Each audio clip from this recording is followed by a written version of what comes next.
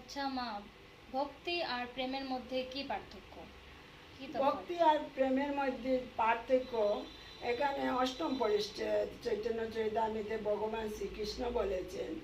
শ্রীকৃষ্ণ কৃষ্ণদাস কবিরাজ বলেছেন, শ্রীকৃষ্ণ যদি ভক্তকে ভক্তি মুক্তি দিতে ছুটে যান, তবু তিনি প্রেম ভক্তি দেন না, লুকিয়ে রাখেন। এই দুর্লভ প্রেম ভক্তি শ্রী চৈতন্য যথাযথা বিতরণ করলেন। অন্যের কথা কি, জগাই মাদাই পর্যন্ত সেই প্রেমধন লাভ করলেন। অবিচারী তিনি প্রেমধন বিতরণ করলেন।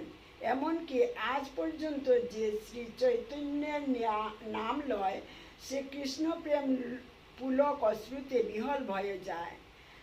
শ্রী নিত্যানন্দ নাম বলতেই হয় কৃষ্ণ প্রেমের উদয়, সকল অঙ্গ এলিয়ে পড়ে শ্রীকৃষ্ণ প্রেমের অশ্রু গঙ্গা বয়ে যায়।